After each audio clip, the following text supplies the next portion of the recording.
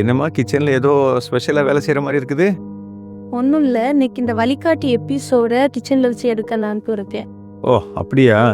கிச்சன்ல வச்சு எடுக்கணும்னு சொல்றேன். ஆனா அதற்குரிய ஏப்ரன்லாம் போட்டா தானே நல்லா இருக்கும். ஒன்றும் போட்ட மாதிரி இல்லையே.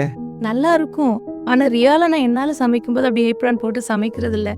அப்போ அது ரியலாக இருக்காது இல்லை. ஆனா நிறைய விளாக்ஸ், நிறைய சோஷியல் மீடியா போஸ்ட்ல நிறைய ரீல்ஸ் நம்ம பார்க்கும் பொழுது அதற்குரிய காஸ்டியூம்ஸ், அதற்குரிய காரியங்களை சேர்த்து எடுக்கிறனால தானே அதுக்குரிய மெருகேற்றப்பட்டு அழகா இருக்கு. ஆமாம் பிரியமானவர்களே, இதே போல தான் நம்ம பலர் இன்னைக்கு கேமரா முன்பாக நடிக்கப்படும் காரியங்களை நிஜம்னு நம்பி அந்த காரியங்களுக்கு தங்களை அடிமையாக்க வச்சு போட்டுருந்தாங்க.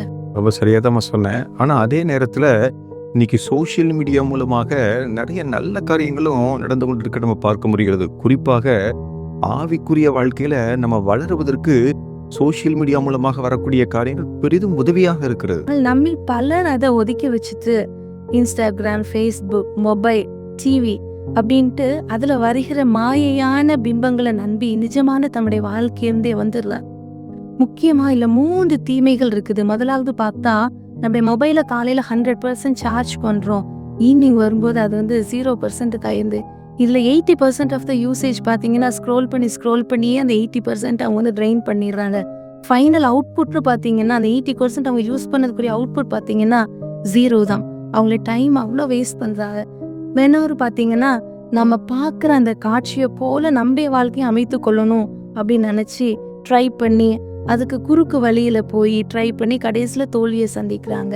மூன்றாவது பாத்தீங்கன்னா அவங்க பார்க்குற காட்சி போல நம்ம வாழ்க்கை இல்லையே அப்படின்ட்டு அதை கம்பேர் பண்ணி ஒரு மன அழுத்தத்துக்குள்ளாகவே போயிடுறாங்க. ரொம்ப சரியா தான் சொன்னேன். இதை சொல்லும் பொழுது வேதாகமத்துல எனக்கு ஒரு வசனம் வந்து ஞாபகத்துக்கு வருது.